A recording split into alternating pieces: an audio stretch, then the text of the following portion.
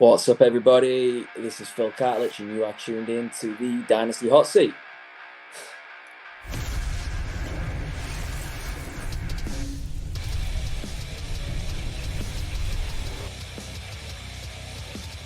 Oh, yes, everybody. Welcome back once again to the only Dynasty show that is a certified inferno. It's the Dynasty Hot Seat, back in your life and back with a very familiar and very welcome return guest.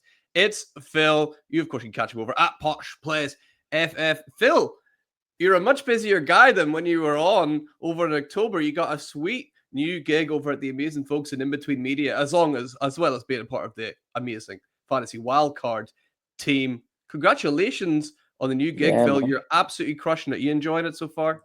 Absolutely loving it, mate. It was a real. Listen, I'll shout him out. Let's give Murph a little shout out. Legend.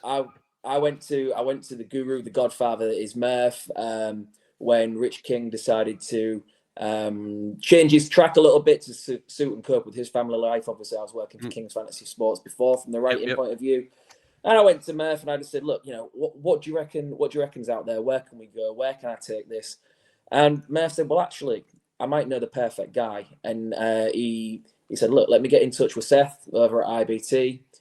Shout out to the new gaffer. Shout out to Seth. And yeah, I met up with Seth, set up a Zoom. He was absolutely buzzing with ideas for where he wanted it to go, and I was happy to jump on board. So I'm quite happy to fly the flag for Team UK over at In Between Media, pumping out the Devi work, the Dynasty content. I'm absolutely loving it, mate. Yeah, they're a great team over there. Busy team. They do everything, right? They're dipping the toe in absolutely everything. But yeah, That's Seth, it, mate. I've even tried watching NASCAR for him. Whew. How was that? Yeah, real fast and real left, right? That's I won't be doing it again in a hurry, mate. Hey, yeah. I can hardly watch Formula One. I can't imagine NASCAR is going to be much better. But we're not here to talk NASCAR, thankfully, Phil. We're here to chat some of these rookies. We're on the eve of the NFL draft. It's so exciting, and I thought it'd be great to get you back on. And people might be wondering, hey, hasn't Phil already done a mock draft? He did a way too early mock draft, all the way back, believe it or not, in October. Phil, is whenever you ended up doing this draft. So we've had the college season finish. We've seen the combine. We've seen everything but the draft. So I thought it'd be really good to go back and review where these players were in October and where they are now. So Phil, you've the first guest ever. You've come with your own notes, slides prepared, ready to go. I can't wait to get into it. If you're watching, make sure to hit that like and subscribe as well. You will not regret it. Hey, we're almost at 900. If we can get to 900 during this video, that'd be pretty cool. We're about 10 away, I think. So if you could be one of the 10, that'd be pretty sweet. Phil, over to you. You've made this lovely slideshow here. November, or was it maybe early November? I think we ended up recording November the 6th. I've got down. So yeah, but yeah, October, November, much of a muchness. October, November, yeah, exactly. So let's review. Let's dive right into the pick 1-1. You can see, of course, make sure you're following all the Phil stuff there with all this Dynasty and Devi and Fantasy Football Takes. You can see here, back in November, you had Cam Ward as your 101. You've switched that over to Ashton Jeanty, to the surprise of nobody, really, right? Yeah, absolutely. Listen, Ashton Jeanty is the deserved 101 regardless of format. I think last time we had the conversation that he was knocking on the door. But in the Superflex, I'm a firm believer in the value of the quarterback. And Cam Ward won't be far away in this mock draft. But Ashton Jeanty, I think, for me right now, is the 101 regardless. And yeah, listen, it's chalk, but it's right. So we're seeing a lot of talk about him ending up as a Raider, I believe. That seems to be the thing I'm seeing the most. What do you think about that for him? Yeah, for fantasy, I don't hate it at all. We know Pete Carroll's always going to run the chuff out the ball. And, he had highly productive running backs on all of his Seattle teams. I think it's great. It's really interesting just from a non-fantasy point of view, but more from a kind of NFL and team building point of view. I thought Daniel Jeremiah's comments were really interesting about the fact that the running back should be the final piece, because when you bring in a young running back, a young stud running back, you want every touch to count. And he just questioned whether the Raiders are there yet. But listen, we don't have to worry about that for fantasy. We just need him to give him the ball and let him do his thing. And I'm absolutely sure that he will. Yeah, I think we've seen that he's probably correct. If we look at, the Giants, Saquon Barkley versus the Eagles, Saquon Barkley, we've seen the final piece in place there versus, when you do it the wrong way around, like the Giants did. But yeah, no arguments for me having Jeanty up the top. People have talked to death about Jeanty. I'm just going to move on past him. I think people know what he's all about. We'll move to the pick 1-2. This is where Cam Ward slides down one spot for you. You had Shadur Sanders there all the way back in November. You've now got Cam Ward. He's going to go 1-1. He's going to go to Tennessee. It's pretty good, right? Yeah, man, absolutely. Listen, I'm quite happy with my process before. I think sliding him the one spot now, you're still getting outstanding value. Tennessee are gonna have the opportunity to build around him. Go draft Treylon Burks because he thinks that Treylon Burks is one of the best 5 receivers in the NFL, apparently. Yeah. Tell us Tennessee are drafting you without telling us Tennessee are drafting you. Do you know what I mean? But no, look, Cam Ward has got a skill set that needs some fine tuning, but he has got the potential to be up there with the elite. I think it's a really, really interesting take that people are saying he'd have been QB7 last year. I don't think he would. Like, I've got him slotted above Penix and above Bo Nix, definitely in terms of kind of the cross-class rankings. And, dare I say it, he's got a better collegiate tape than McCarthy. Like, McCarthy's got the tools, he just wasn't actually asked to show it. You can make the argument that Cam Ward's got a better tape than him as well. So I'm really excited. I think he's a deserving 1-1 in the NFL draft. And to not have to spend the 101 on him because someone's going to take Ashton Jeanty makes him a great value as well for me. Yeah, it's really interesting to see the 101 position, in particular. Dave Kluge on the show kind of spoke about that 1-1 in particular is such an insulated value. And whenever you get a guy that goes there, you see teams really do try again to make sure they have every last chance they can get. Even there was a huge gulf between 1-1 and 1-2. So it's good to see Cam Ward will be going at the top there in Tennessee. You're going to give him every last chance. Calvin Ridley's a nice piece. Absolutely. I keep saying, Phil, they got to get Xavier Restrepo right. That's right there for them. Oof. Yeah, and it's a profile on the roster that they haven't got at the moment. A kind of dirty across the middle chain mover. As long as he can actually move quick enough. Yeah, he got injured in that 40 apparently, right? That was the thing. Like, he ran like a 6'2" 40. I don't know what he ran, like a 10'4" 40. As well. Yeah. So I would like to see him paired up with Cam Ward there, but yeah, Cam Ward in a pick number 2. Now here we kind of see a huge jump here, because in November you had Ashton Jeanty as your pick 3. Now Henderson you had in your second round. He's jumped an entire round all the way up from 2-3 up to 1-3. This is exactly where I have Trevion Henderson as well, though, at 1-3, Phil. So talk to me why you like him so much. Yeah, so I think just coming off the back of last year when he decided not to come out and go back to school, I think the class as a whole assumed that was a bit of a knock on him. It'd been projected for so long. We needed to see him clear of the injuries, and at the kind of time I wrote in the last one, he was been kind of perhaps outsnapped by Quinshon Judkins in the Ohio State backfield. Obviously, he came across as a transfer. There was lots of questions about whether, I think I said last time, has Trevion Henderson played his best football already? And we had a conversation about whether his best snaps were actually behind him. Well, he's gone on to show that that's absolutely not the case. And looking at it just away from like an NFL skill set and looking at it purely for fantasy, like that pass catching upside is just unbelievable. It gives me all the non-injured J.K. Dobbins vibes, and we've seen just how good Dobbins can be when he's got a working knee, and I kind of feel like Henderson is going to be the next man up, and he's my RB2. I'm so high on him, and it seems a little bit silly now looking at that. Dare I call it Devy prospect fatigue? Like we all knew about him, but we were just waiting for him to show us. Well, now he has, and he's in his rightful spot. But I think at that time as well, though, Phil, like looking back at my own notes on the college players and how they were performing, Jeanty was playing better than him then, obviously overtook him as well. And Junkins as well was playing better than him at that stage as well. I think it was Henderson really started to take off during the college playoffs. That's whenever I started to see Henderson get drafted ahead of Ashton Jeanty. And it was great to see that he finally started to, get back to full fitness, and actually maybe an absolute blessing in disguise for Trevion Henderson to go back to Ohio State with a guy there that can take the load whenever it is needed, and he could fully heal up and come into the NFL better than ever. I think it's actually long run brilliant for him. Would you agree?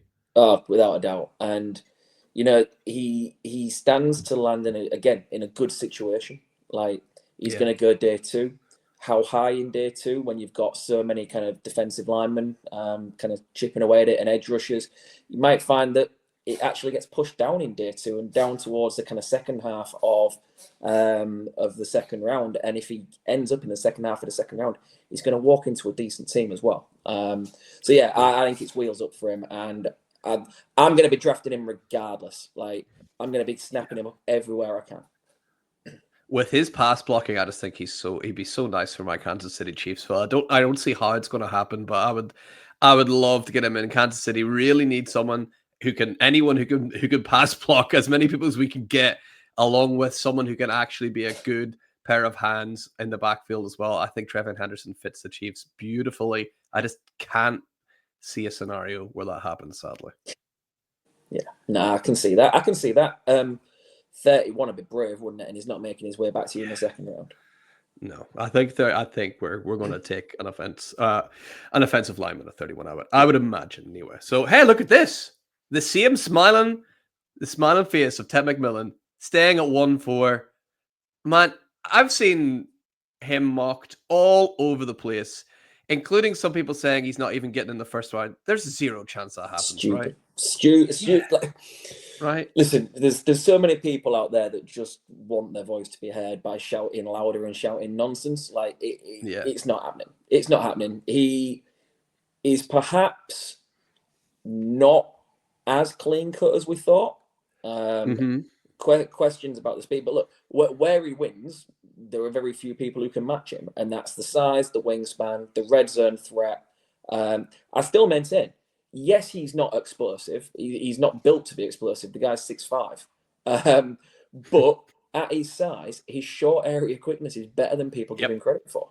Yep. And I would take that short area quickness and the ability to separate closer to the line and allow him to win there. He's not going to give you loads after the catch. He doesn't need to. But, he's going to be absolutely fine. I think the entire world are overthinking it because we've known his name for long enough. He's probably not my wide receiver 1, but, we can read between the lines and see why he's going wide receiver 1. And I'm sure that'll give us something to talk about later. But at 104, you're going to get a guy who's a high-end wide receiver 2, pushing wide receiver 1, potentially for the next 10 years. And I've said it a few times in the show, but it really can't be overstated enough just how bad his quarterback play was last year. Oh, yeah, absolutely garbage. I mean, imagine being a 5-star wide receiver, the only 5-star wide receiver your school has ever recruited, and you choose that school because you go and play with your high school QB. But imagine your high school QB plays like Bambi on ice with afterbirth tied around his legs. Yeah, he's like, I can't remember who it was, someone saying like he would struggle to even make some high school teams. Yeah, without doubt. He's just not. We're not going to see much of Noah Fafita in the NFL, put it that way. But Ted McMillan, I can't wait to see him playing with a competent quarterback. I think that's going to make a big difference, actually. So I'm excited to see what's happening. Hey, look, Travis Hunter was there at 1-5. We'll see where he ends up this year, if anywhere. But you bumped up Omarion Hampton. I think you had him at 1-9 before, so he's bumped up a couple of places. That dude's a beast, right? Yeah, man, he is. He's big, he's strong, he's fast, he's excellent. And I think at the time I was worried about sustainability because he was North Carolina's offense. But he showed he could do it. And I think whilst there's definitely some tread on the tires, he's not going to have to do it all at the next level. I like Denver for him. I can't get away from him being Sean Payton's guy in a Broncos uniform. Yeah. Supporting Bo Nix. He's good in the pass game. Like, people think because he's a bigger, more physical guy, an upright runner, that he's perhaps not very good with his hands, but he's got really good hands as well. So, like, I think the PPR value's there for him. And he again, he's another one. I think back in October, November, you're saying, just show me and convince me. The talent's definitely there. That was never a question. Just show me and convince me. And he's another one that's done exactly that. The biggest knock on Hampton, from what I can see, seems to be people are worried that he's got so many miles on him already that he might come into the NFL a little bit shop-worn. Kind of, if you cast your mind back, Najee Harris had similar kind of concerns about him, and he sort of burned bright-ish. He got 1,000 yards every single year. Yeah. But he's fizzling out a little bit earlier than people expected, I would say. Do you fear that for Hampton?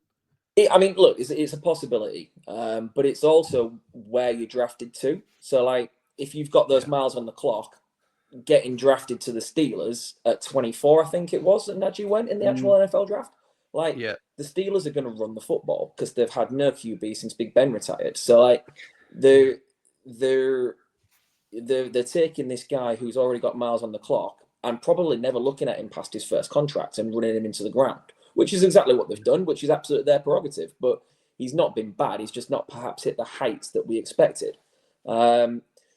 It's a possibility with Hampton. What you've got to you've got to hope he ends up in a situation where he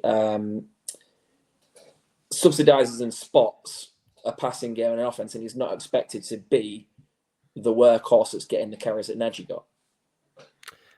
Just before we move on, are we getting to Travis Hunter later on, or is he completely off your list? Nah, Travis Hunter will be there because it's just finding that sweet spot where the risk and the reward marries up for me. And at the moment, I think last time I said screw it, it was my draft. I'm picking him at 105 because he's going to be a receiver.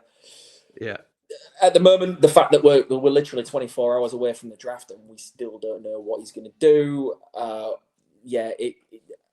I don't feel brave enough at the moment to spend the 105 on him, which is mad because it means people will miss out on him in loads of drafts if you're that scared like I am. Because that's inevitably where his talent is going to go. People are going to gamble much earlier than where I'm comfortable gambling. Yeah, we'll get to Travis whenever we see him picked up now. So let's go back. You had your guy from your Alabama Crimson Reds over there at 1-6, Jalen Milroe, although right now, Colson Loveland, he's taken his spot. Colson Loveland is your tight end one.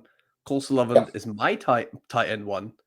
But a lot of people will tell us, Phil, that we're wrong. But can you tell them why they're wrong? Yeah. In a nutshell, I don't need to worry about where Colson Loveland's drafted. The floor is incredibly high. And tight end is such a wasteland after the top 3 or 4 guys. Dare I even say the top 2, because we don't know whether Laporte is actually going to come back and repeat after the kind of drop off. He's still my dynasty tight end 3, but that's taken a massive tumble on where he was 12 months ago. Yeah, Colston Loveland's floor is right the way up there amongst that kind of top 4 to 5 tight ends because he is such a natural pass catcher and scheme diverse. He blocks well enough. But I don't need my tight ends to block for fantasy. I need them to catch passes, and that's what he does better than anybody. With a tight end premium in this draft, he's an absolute no-brainer for me because he's a set and forget potentially for the next 10 years. Yeah, and he rose up a few spots. You had him at 110 previously.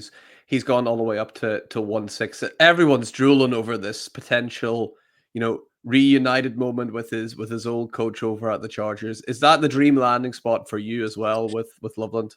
And anywhere that's going to utilize him. Now, Harbaugh in LA makes complete sense, but I'd be happy if Indianapolis took him.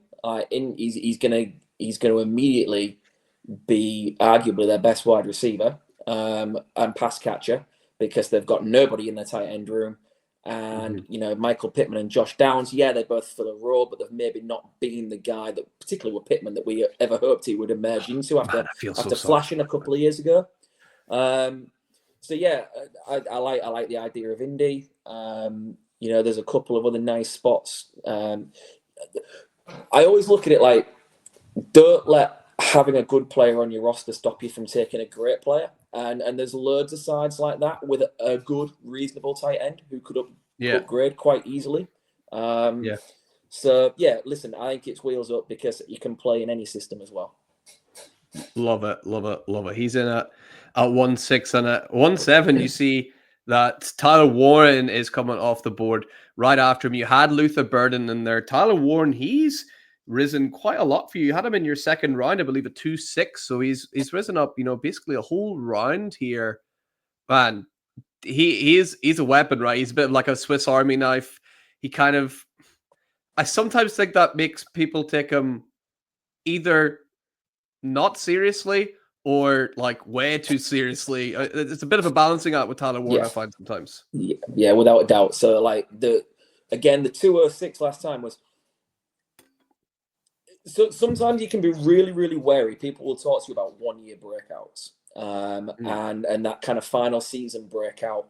And should you look too much into that or not enough into that? What had they done previously? And the answer is he was 206 last time because in his first 3 seasons he had done little to nothing of any fantasy relevance. He started the year with a bang. He had a unique opportunity at Penn State in the fact that Penn State managed to make it all the way into the college football playoffs without a notable wide receiver on their roster. So he got all the receiving work pretty much. Listen, you're right. He's a weapon. He is a weapon. We've seen him throw touchdowns. We've seen him, take direct snaps at running back, and he can do it all. And he had a hell of a season. And with the tight end premium, you can envisage that translating quite well. The reason I've got him one spot lower, excuse me, is I think you have got to scheme him touches more than being able to run any offense with him like you can with Colston Loveland. I can understand why people will go gooey-eyed and absolutely be besotted by him. And he is, he's not far below Colston Loveland, but I would be much more happy taking Loveland. If you end up in a draft, it's not even about necessarily taking him at the 107.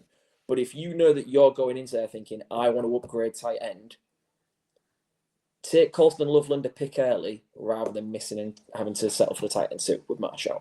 Yeah, I think you're absolutely right. It's nice to see 2 tight ends in the first round with Warren there at 1-7. If we switch over to 1-8, you had Quinshon Judkins in here in November. Shadur Sanders, he slid down a couple of picks to 1-8, which seems to be happening quite a lot. This guy, he seems to be in free fall. I think come the draft tomorrow, we're going to see him end up going quite high, though. Yeah, so funnily enough, me and a group of guys in one of my Dynasty leagues, we have done a mock first round each today. We've all submitted it saying who we think is going to go where, and we've accounted for trades. And what we'll do is we'll plus or minus 1 for every spot we are the player out from his actual draft slot. So the idea is a bit like golf to end up on a score of 0 at the end of it. Bit of fun just to keep the off season rolling.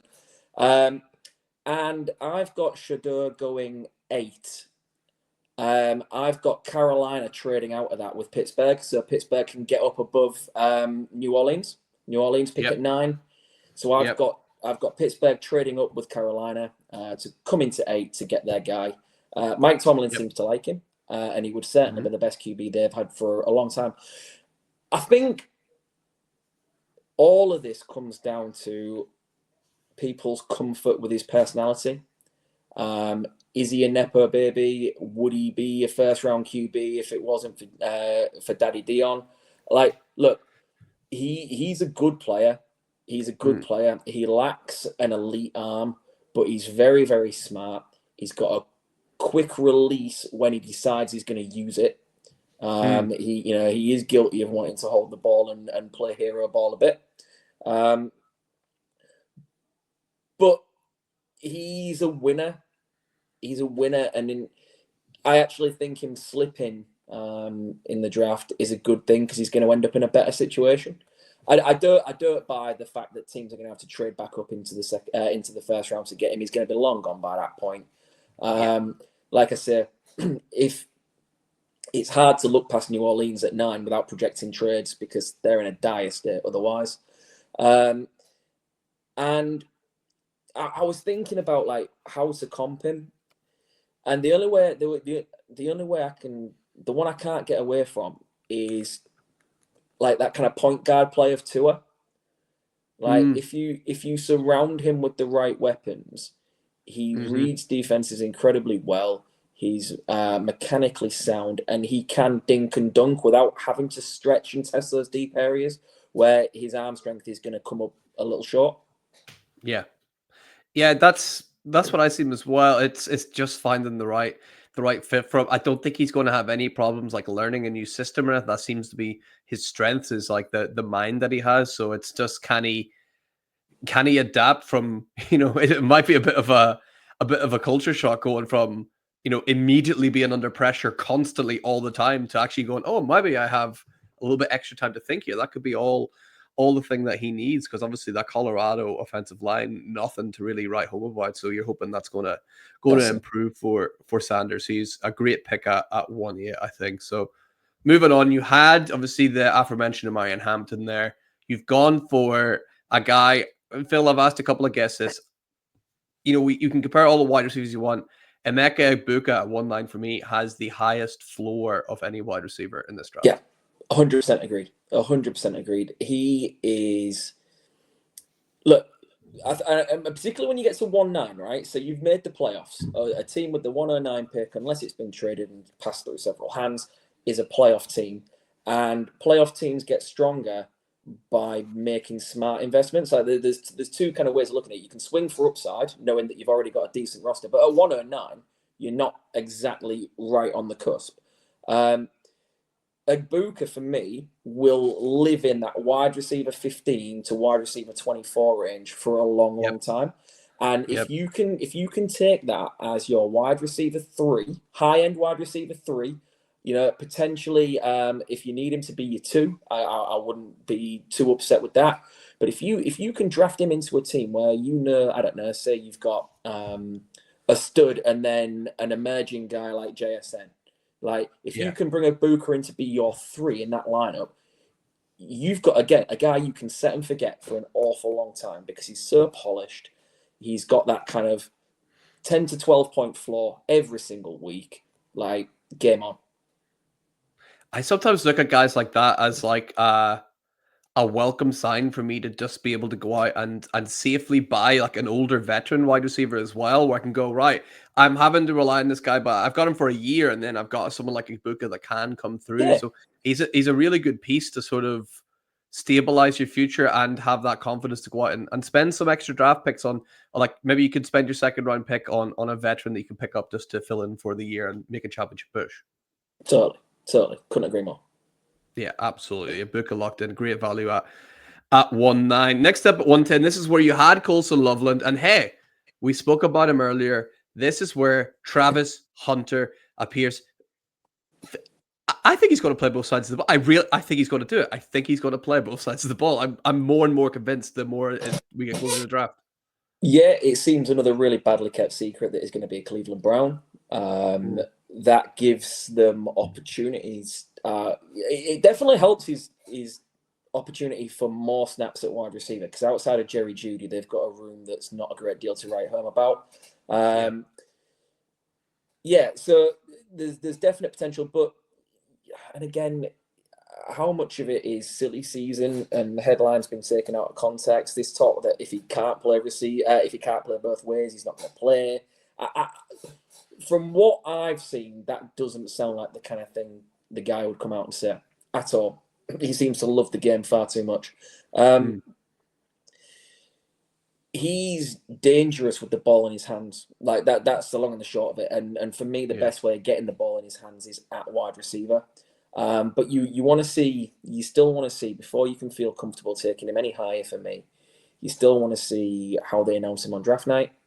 You want to see the pressers and the kind of signing interviews, the media days, like how are you going to use him, where do you see him playing, and seeing how the coach that drafts him speaks about him. And then you want to, again, I want to see some indication of what percentage of snaps are going to be taken where. Until I know that, I'm going to have to bite the bullet and miss out on him. Because like I say, people are going to take him higher than 110.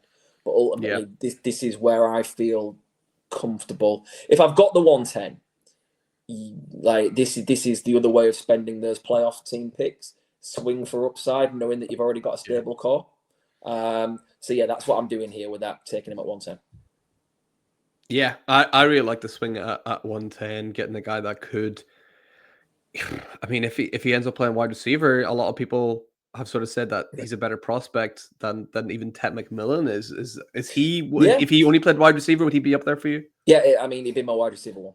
Like, ultimately, he'd be my wide receiver one. But if he plays, let's say he goes 30-70. Let's say that the Browns see the best way to use him if he ends up in Cleveland is to pair him up with Denzel Ward and have an absolute elite corner tandem. That would be all sorts of filthy. Again, if he ends up in New England, say if he slips a couple of spots and ends up in New England, yes, they don't have anybody really in the wide receiver room. But you could pair him up at corner. They could see his best prospects at corner and pair him up with Christian Gonzalez. Again, elite combo and elite potential duo. Like, until I know what he's going to be doing, like I just can't take the risk. I just can't. But yeah, if you told me he's going to play wide receiver 100% of the time, regardless of where he ends up, I think he's my wide receiver one. Yeah, he's continues to be the most interesting player in the draft. I can't wait to see what happens with him. And yeah, you're right, all that fallout as well. So moving on to pick 111. Oh my goodness me. This is maybe the biggest, miss on the chart, I would say, Phil. Isaiah Bond. He, was that highly thought of prospect. We all thought he was going to, well, he especially thought he was going to smash the combine. I mean, does Isaiah Bond appear later, or has he even dropped out of the second round as well? He's gone. What a disaster. Do you think that came from the combine, or it was kind of happening before? But what a disaster for Isaiah Bond. I've not really seen a slide that bad for a while. Yeah, so for a guy whose game is based on speed, and you put the tape on, the game speed is real. Like, forget about the noise he made at the combine. The game speed's real. You've only got to watch the tape to see it. However, when Texas needed him most towards the tail end of the season, he kind of went missing. And there was a lot of talk about, was he injured, was he not? But you noticed his targets went down, his ADOT went down. Every meaningful statistic regressed at a time where he couldn't afford it to. So you hit the off-season, you hit the Underpant Olympics, and what does this guy do? This guy runs fast. That's what you want to see from him. So then when he doesn't, it raises that question even further of, well, what does he do better than the guys we're now talking about? And the answer is, for me, he doesn't. And couple that with his misplaced confidence in his, or seemingly misplaced confidence in his own ability, and the drop was inevitable, really. Yeah, and I don't see us getting Bucky Irving tier where last year Bucky Irving had a poor combine and he slipped because of it, but still people say like this guy's like a really good player, like he's got a lot of these intangible assets that Isaiah Bond don't really have. Yeah, so Bond's entire collegiate career has been moments. Is the best way I can describe it. He had, he was the wide receiver that caught the 4th and 29 in the Iron Bowl between Alabama and Auburn as kind of time expired in the fourth quarter. Jalen Milroe found him on a 4th and 29. It was game-winning pass, game-winning touchdown. He was a hero. But those moments are too far, like few and far between. There's no kind of substance like week in, week out. Look, even if I didn't take him at 111, even if I took him towards the back end of the second, I would never know when to play him. Yeah. And that, for me, just makes him not even worthy of a flex spot. It makes him a roster clogger. Yeah, there's upside, but I'll let someone else take him. Yeah, I'm right there with you. And who you did take instead is Quinshon Judkins. I'm just kind of see where you had him before. He's risen up quite. Well, he's actually had a little drop. He's dropped 3 places from when you had him in November. You had him at Yeah. 1-8. He's fallen down to 1-11. Still definitely a first round player. The big question about Judkins, Phil, of course, is how many people are going to have their loser of their dynasty league be forced to dye their hair half and half like Judkins? Yeah, that's a great punishment coming, isn't it? Like, Yeah. Look, Quinshon Judkins, ironically, has done nothing wrong. So you see him drop a few places in this mock, and it is not out of anything he's done. It's just about the emergence of the second tight end now in the tight end premium. But I'm more comfortable taking Warren. I still think an owner is going to want to swing at Travis Hunter. And Agbuka's flaw for me, like, is just that little bit higher. So Judkins just takes a natural bump, but a playoff team, the team that finished second, like the runner-up in your league last year, is landing a running back who can potentially be a bell cow. And here's just hoping that the actual owner of the 111 in your league is a rebuilder that traded for it because the guy with the very strong lineup acquired a veteran with that pick earlier in the year. Because he's a very, very good running back who is going to make an NFL team and your fantasy team very, very happy for a significant amount of time. There's probably a little bit less of the pass catching on profile, but that's not to say you can't do it. There was questions in the national championship about the long speed when he got caught from behind on a breakaway run. I think he was 70 odd yards downfield, and he managed to get caught from behind. So people are kind of knocking him. Well, he can't see it home. Yeah, okay. Touchdowns in fantasy are inconsistent for running backs anyway. Like, what you really want are those chunk explosive plays. The guy made 70 yards on one play. Like, if you play 1 point every 10 yards, there's 7 points right off the bat on one play. He still has that capability. It would have been nice to see him take that single play home, but people dinging him for it and saying he's not going to make it in the league because of it, I don't need that from my running backs. It's not what I'm looking for when I'm grading those prospects. Yeah, I'll praise the 70-yard run instead of knocking it. How about that? Let's say he made the 70-yard run pretty good. Yeah, I'll take that guy on my team all day long. So he's locked in. The last pick of the first round, you had Igbuka obviously before, who we've spoken about. Jalen Milroe just makes the first round. Phil, this has been a roller coaster, and I imagine for you as an Alabama fan, what has it been like watching him? Over, he started pretty much all of last year. He had bits and bobs in the year before, but nothing too solid. What's it been like watching Milroe? Excruciating. Absolutely excruciating. And what we've got to remember is there are some insane highs on tape last year. The Georgia game, the LSU game, he was unbelievable. And I imagine any guests you had on around that time was calling him the 101 overall and a fantasy game changer. And then, just like we've seen all the way through his collegiate career, the inconsistencies are so high and so low. Like, when he's not on form, he looks undraftable. For an NFL quarterback, never mind a kind of dynasty quarterback.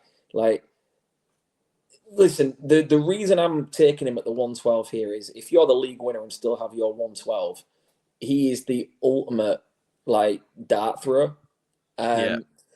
What I will say is on value, if this was a big board and not a draft, he is not my 12th overall player. He is far, far lower. There are an awful lot of questions.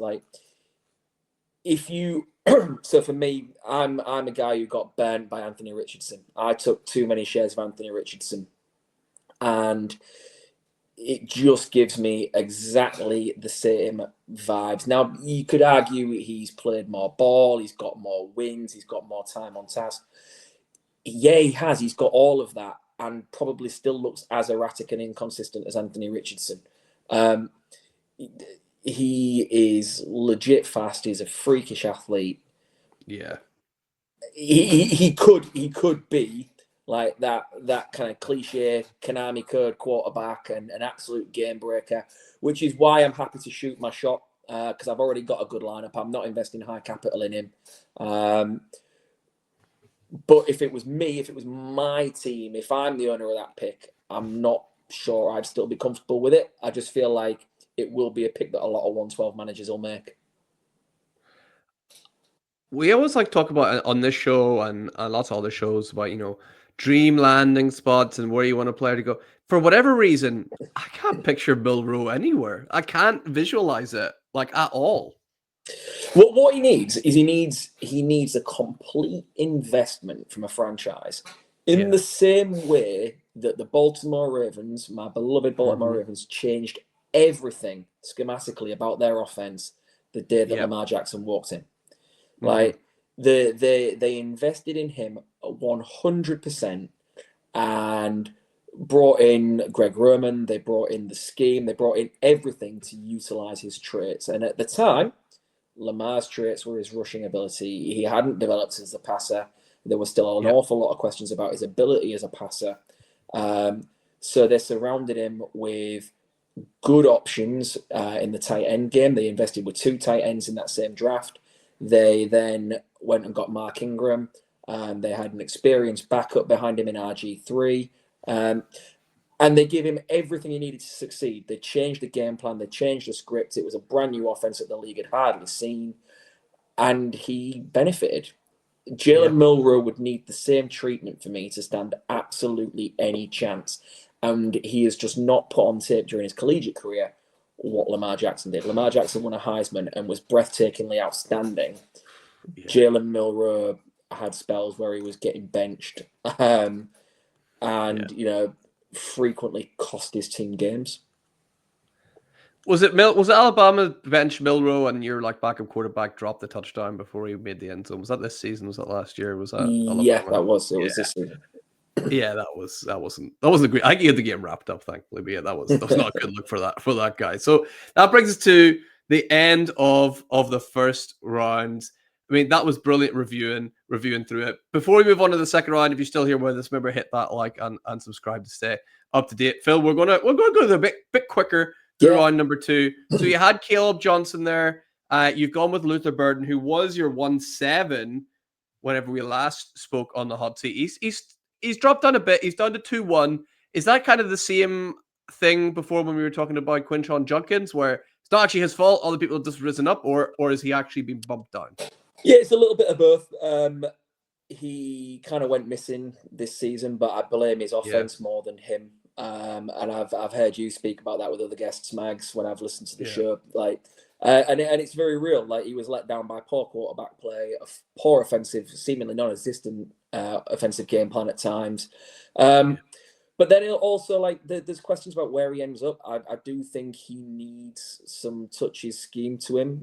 We know he's explosive after the catch. His route running needs some refinement to the extent where he felt the need to send out tape of him running routes this week, which is a very strange thing to do this close to the draft. But yeah, look, someone's going to get a steal and he's going to be a playmaker. Again, couple the rise of others with some question marks, and I think the 201's about the right spot for him. Yeah, I think he's great at the 2-1. If you can get, if you have your picks, you come out with Ashton Jeanty and Luther Burden.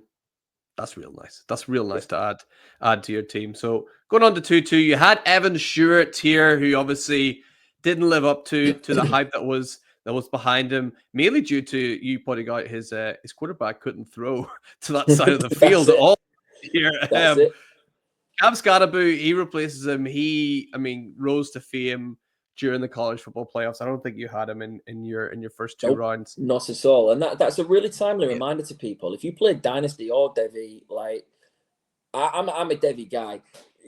Cam Scatterby, there is so much college football to watch week in, week out. Cam Scatterby wasn't on Devy radars. And anyone who tells you he was is lying to you.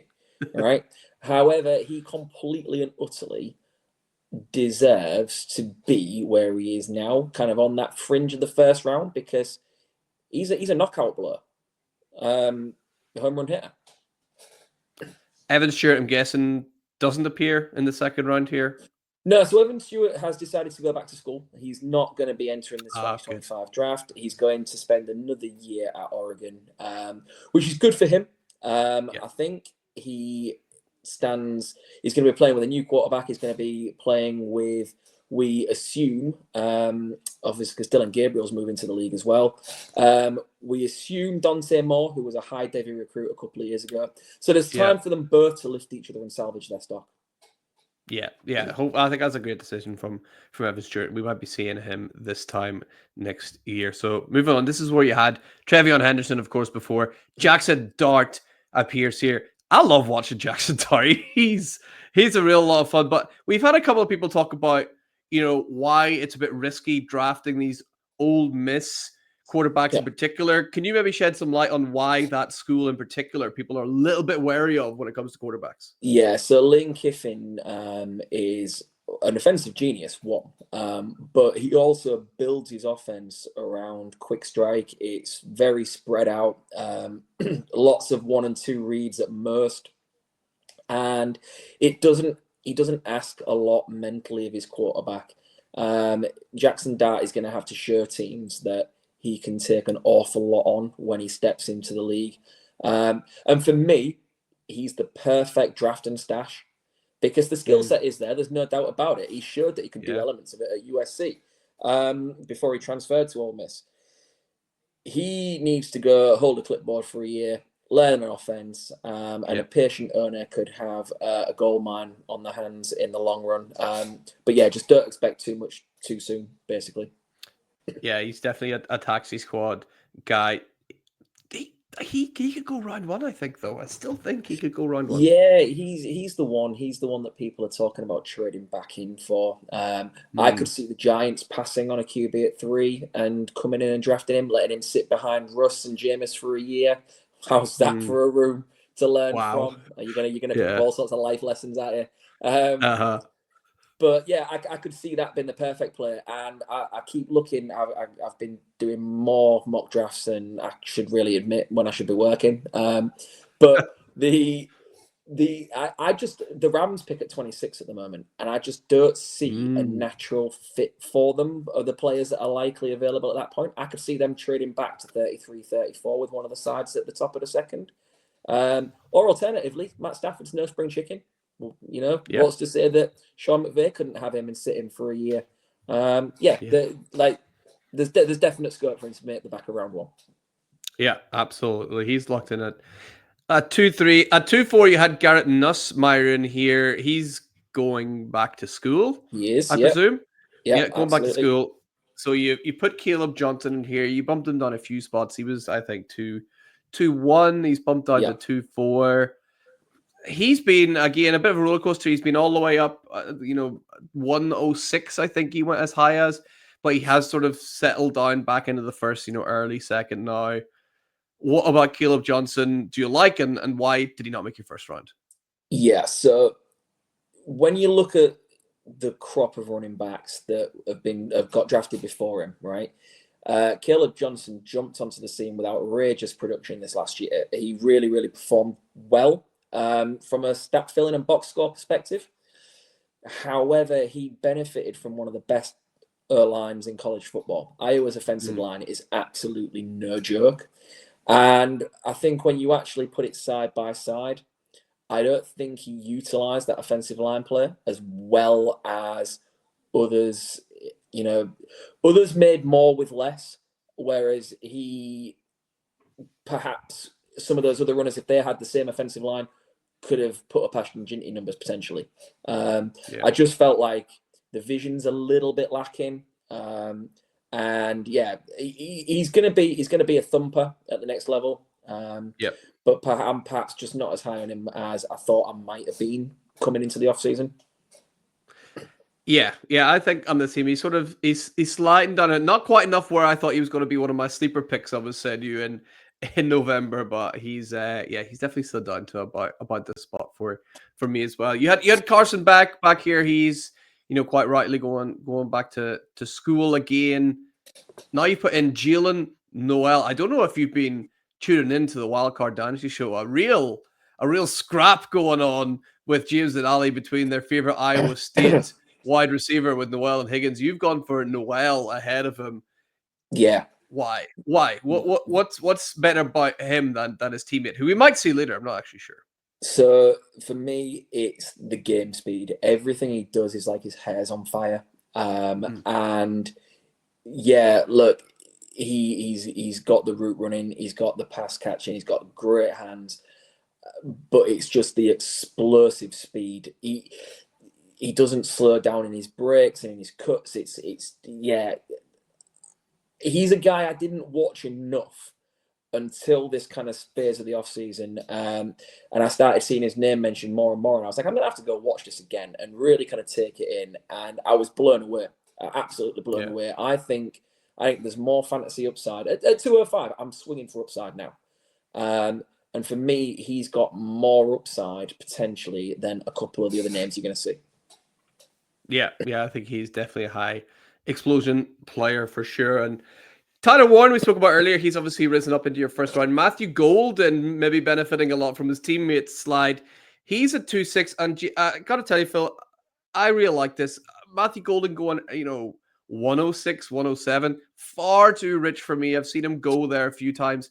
This is about right for Matthew Golden. Man, I don't really know where the huge hype has come from. It's maybe one of those guys that had a good combine and has risen up, which I'm always wary of. Yeah, good combine. He stepped up towards the tail end of the season for Texas when Isaiah Bond went missing. For me, you can't knock anything he's put on tape. I don't see him being more than a 2 on an offense at the next level.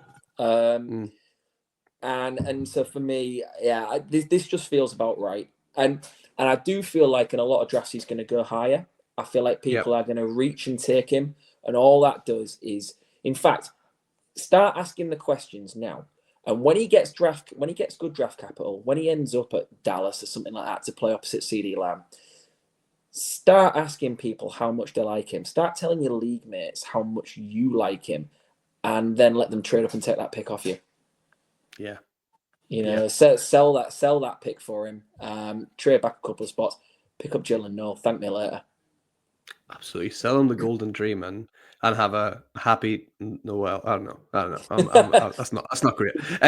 Let's move on to 2.7. You had Trey Harris here before. He's still here. Trey Harris. Just a hell of a lot of fun. Again, with that Ole Miss offense, a lot of the times you see Trey Harris catching the ball and just running away from everybody. Yeah. I'd like some more refinement in the NFL. I don't know if we can see it. No, again, and that's why at 2.7, again, you're swinging for upside. I listened to somebody describe him. I think it was the guys at Dynasty Nerds. I think they described him as a poor man's DK Metcalf. Like, okay, all the potential is there, and he wins in the same ways. He's just not quite as good at any of it as DK Metcalf was. However, we've seen the impact that DK Metcalf has had in the league. And there's nothing to say that Trey Harris can't win with the same skill set. So I'm still on him, mid-second rounder. He was my absolute dream player this year for my CFF league winning team. I managed to stack him with Jackson Dart, and they made me. Nice. They took me all the way to a championship. So I'll forever be indebted to him. I realize we're not playing CFF now. I realize we're talking Dynasty and NFL ball, Sunday ball. But yeah, when we talk about betting on traits, big, fast guys can still win. But, we've also seen busts, and therefore I'm not willing to take him much higher than that. Yeah, fair. I think you're spot on there with 2.7. Moving on, 2.8. You had Xavier Restrepo there. Unfortunately, he's not finished his 40 time yet, so we can't get him there. You've gone for a guy that rapidly finished his 40 time in Beshal Tootin, though. Absolute pocket rocket. He's going to be a lot of fun. Yeah, man. And people are talking about him as like their kind of RB5, which is a bit high for me. At the next level, he needs to improve ball security. He's got 9 drops on tape over the last couple of years. That for example would pretty much take him off the Ravens board, because that's one thing John Harbaugh wouldn't stand. Like, they're a team that love running the football, but he will not have a guy that puts the ball on the floor. So that needs improving, but he is fast, and he's another one who plays fast and good hands in the receiving game. If you play in a league that allows special teams points as well, he stands to be a really dynamic returner. So in one league this year, I managed to find Kevontae Turpin on waivers. Like, he was wide receiver 77, but he finished as something ridiculous, like the 14th overall scorer because of the special teams points he put up. Like, have a look at your league settings, and Bashal Tootin could be an absolute steal at this point because he stands to be a really dynamic kick punt returner as well. Scott Fishbowl, right? That's one of the leagues that was definitely using those returning those special team stats. So he could be a sneaky guy for the Scott Fishbowl for sure. And he's there at 2.8. At 2.9, this is where the first whispers of Harold Fannin Jr. appeared on this show. He was back there at 2.9 for you. Mason Taylor has overtaken him. Phil, I gotta ask you, I've said a few times to Mason Taylor, I need to go back and watch because I was like, I don't fully see it. Yeah, so jack of all trades, master of none. But tight ends like that win and play for a long time. And Harold Fannin put up some outrageous numbers, but when you actually watch the film, he was their entire passing offense. Like, he did everything, and you could also dig in for the lower level of competition. Mason Taylor put up reasonable numbers in the SEC against top quality opposition. Watch his gauntlet drill. Go back and watch the combine and watch his gauntlet drill. He ran that gauntlet like he was tightrope walking. He never left the line. It was beautiful, and it was at pace. And everything he does is just so nicely polished. He stands... He's likely to see the field early because he does a bit of everything so well. And that includes pass catching. Like, he'll be a really good, like, kind of safety valve in an offense for someone. And I think, the polish is going to see him rise up draft boards. He's going to go higher than people think in the NFL draft, I think. And when you get outside that top 4 or 5 tight ends, it really is a wasteland. Like, and he has got the polish to take the next step, whereas perhaps Harold Fannin, maybe we've seen everything he's going to be. Yeah, we've seen guys like that before, especially, you think about the last couple of Cowboys tight ends who aren't really that good at anything. They're like, dynasty relevant. So Jake Ferguson lives in that kind of dynasty tight end 8 to 12 range, doesn't he? Well, Mason Taylor's better than him. I'll tell you that now. Like, he's a lot better prospect. So if he can finish in and around there, what's to say that Mason Taylor can't knock on the doors of that kind of top 5 or top 6? Because George Kittle's not going to go forever. Mark Andrews isn't going to go forever. There are going to be, Hawkinson, like, he started to come back from the injury towards the tail end of last season. I love TJ Hawkinson, but is he going to hit the heights we've seen before? There's those spaces to be taken, and it's going to be taken by a guy who gets on the field early. Yeah, absolutely. You can see, and at 2.9 as well, it's definitely worth the swing for. You had Nick Singleton here. He's going back, quite surprisingly, I think, going back to school next year, but he's probably getting some cash for that. You've put in Dylan Sampson, hyper productive at Tennessee this year. What do you like about him? It's his pass catching. It's his vision in space, explosive in space, and he runs good routes out the backfield. There's potential PPR points. He's going to be a part of a committee. He's not a lead guy at the next level for me. Why he's where he is. But handcuff him to a more physical kind of bruising running back, and he's a good player. Again, Tennessee's offense. He got a lot of the ball last year when Nico struggled. So how much of it he sees at the next level, I'm not sure, which is why I'm not really taking him any higher. But another productive running back. Yeah, he had a lot of action around the end zone as well, on the goal line. I think that was because they were afraid of Nico throwing an interception around that area. Yeah, absolutely. Yeah, I would agree with that. So I like Sampson. He's a good pick at 2.10. At 2.11, you had Trevor Etienne. Here is Jaden Higgins, the other wide receiver. Who'd have thought we'd talk about two Iowa State wide receivers, by the way? I didn't see that coming. This is it. And Jaden Higgins, again, similar to Jalen Noel, like, college football is that massive that when you've got an interest in Devi and you've got an interest in a college team, you follow college football and you follow a team. Like, if I'm staying up to watch the Alabama game, like, Iowa State could well be playing at the same time. I'm not taking in what's happening at Iowa State. I'm catching things secondhand on X and whatever else, but I'm not really getting my eyes on them until the offseason. And here's another one. I was so impressed. I was so impressed. Again, I don't think he's going to be the guy, but he is the perfect wide receiver 2 in an offense.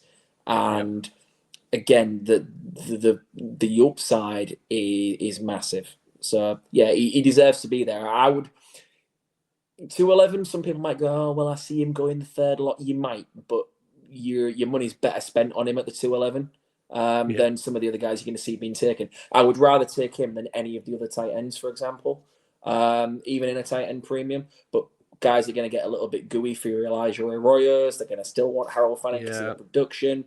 I'd rather take Jaden Higgins every single time. Nice, and he's locked in at 211, and then at 212 you had that's not Eric Alec-Manor, but let's that isn't no right. Yeah, we'll just talk about Jack Besh. Yep, Jack Besh. Is that the correct? Besh is the correct pronunciation.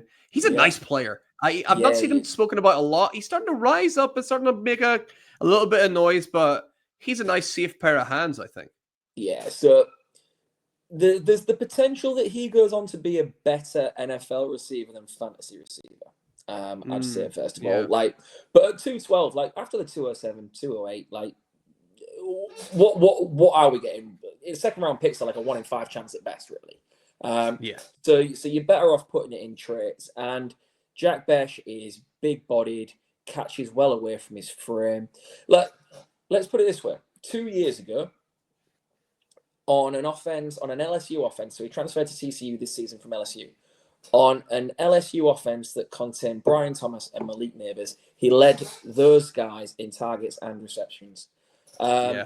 Converted tight end to wide receiver, and he plays like a really big slot, but he can play on the outside as well.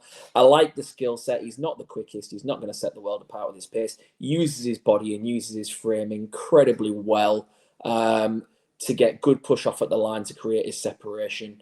And yeah, good hands, good hands. Standout player at the Senior Bowl. I think he won MVP Senior Bowl week. And he's one of those that, like, from an NFL perspective, he's done everything right in this process. Yeah. So why not take the swing on him? Someone's going to draft him day 2 capital without a shadow of a doubt. So why not take, when we're playing PPR, why not take the gamble?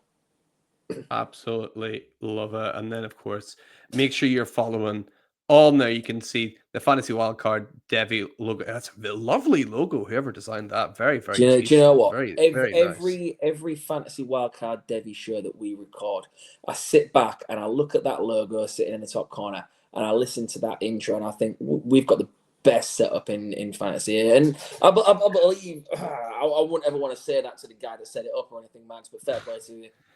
Yeah, thank you. It's a lot of fun. A lot of drafts went into that one, but yeah, I'm happy with them as well. Of course, make sure you're following In Between Media as well with all those great guys over at that team. Phil, mate, before we go, you've obviously probably got some guys that you're like, man, I wish I could talk about these guys. The guys you had last time, you had, I believe it was Felton. You had I can't even remember that. Menenge. Yeah, Kyle Menenge. Yeah, Menenge. Yeah. And of course, our favorite, nice and spicy Nick Nash as well. Any other guys that you're thinking of here, or do you want to take a moment to talk about one of them again? Yeah, so let's talk Kyle Menenge. Yeah. Let's talk Kyle Menenge again, first of all, and then I'll see if I can go a little bit deeper for you. And to a guy that you want to be spending a 6th round pick on. All right. Kyle Menenge is a physical bruising runner. He's a bowling ball. He's not the biggest. He might struggle for goal line work early because of his size. but he plays so hard. Like if you want to watch a running back give it all for your team every single week, he fights and scraps and claws his way for every last kind of yard he can get, and he's gonna. You should never knock these guys for not having a great pass catching resume, because if they're not asked to do it at college, that doesn't mean they can't. He hasn't got it, which is why he's going to slip. But I think he's going to get drafted in the NFL draft earlier than a lot of fantasy Knicks are expecting at the moment.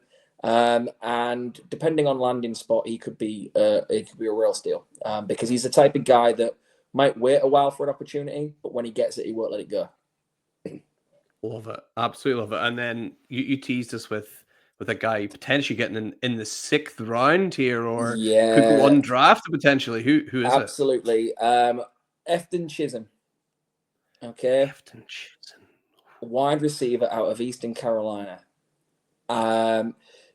He just fits. Like I said, there's the real potential that he's not going to go until late on day 3 in the NFL draft.